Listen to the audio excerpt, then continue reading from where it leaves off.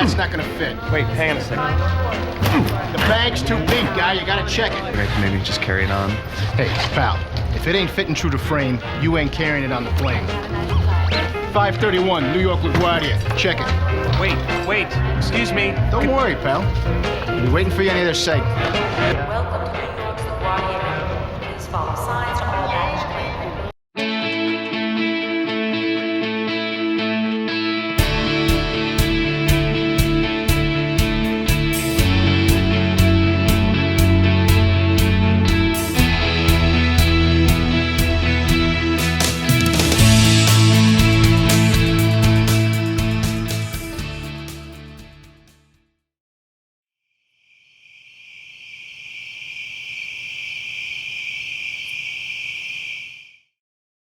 Hey, real quick, right before we jump into this video, if you'd do me a huge favor and hit that like button.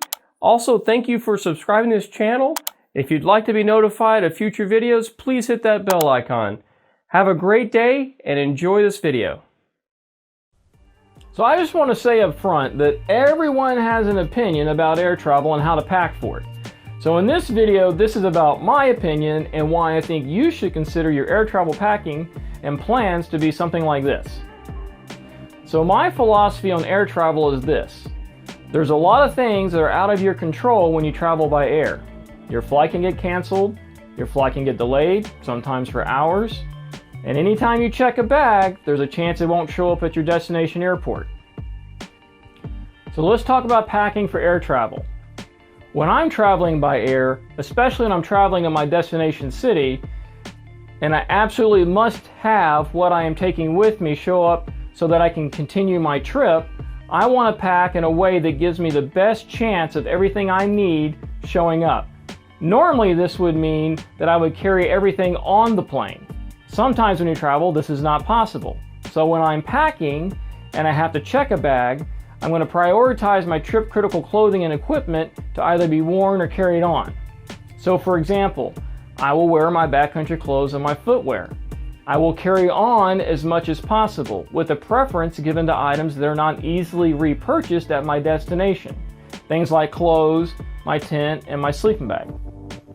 It's also easy to find space in your carry-on for your small personal items. And of course, if you're traveling as a crew, you'll need to carry on as much crew gear as possible, with a preference given to things like your first aid kit, followed by the GPS and paperwork, and then the repair kit. Now, your repair kit is less important than your first aid kit because most of the items in your repair kit can be repurchased at a Walmart or a sporting goods store. So these items are fairly generic, unlike your first aid kit, which has a lot of items, and many of those items can't be easily repurchased.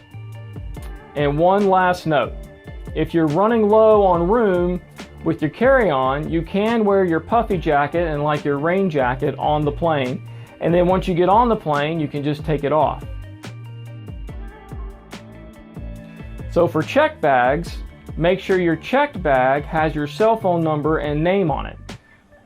Make sure to remove or cinch down any extra straps that are located on the outside of the bag. This is to minimize the chance of the strap getting caught in the baggage transportation system used at the airport. So for example, if you're traveling with a backpack, put the entire backpack inside of a large sack that completely encapsulates the backpack and wraps up all the straps. Also make sure your hip belt buckle and sternum strap buckle are snapped together. This makes those buckles much stronger to minimize the chance of the buckle being broken, which could be difficult to repair or replace once you get to your destination. And trust me, you do not want to go backpacking with a broken hip belt. Also, give consideration on how you're going to transport your checked bag, which is probably big and heavy, around when it's in your possession, like getting from a parking garage to the airport, or from the airport to ground transportation, or from the rental van all the way to the hotel room. You just need to think about those things. Now, when you're booking flights, choose an airline that has low or no fees for checked bags. A few things to remember about airport security. Fuel. You cannot travel with any fuel either in a pressurized container or liquid fuel. Any stoves or fuel bottles cannot have any fuel residue on it, none. You should be able to carry on lighters and matches, just double check before your trip.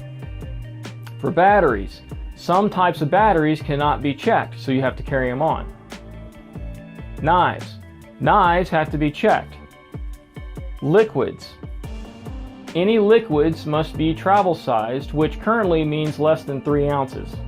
Medicine, specifically prescription medicine, must be in the original container from the pharmacy that has your name on it, and the container has the name of the medicine on it. This is especially true for controlled medicines like many types of ADHD medicines.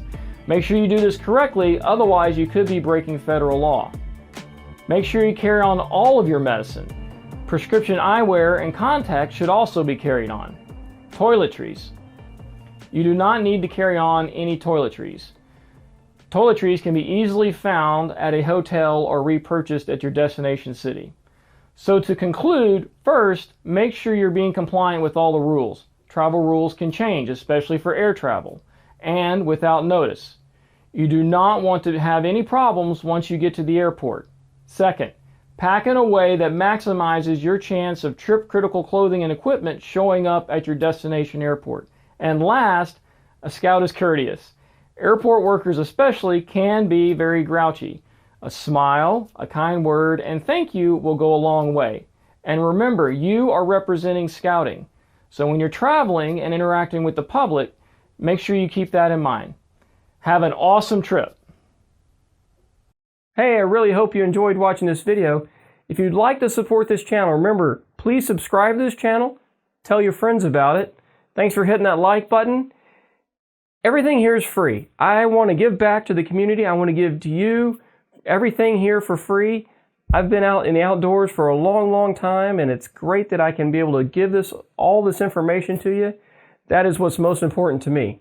If you would like to give back, I do have a GoFundMe page set up, and you can follow the link.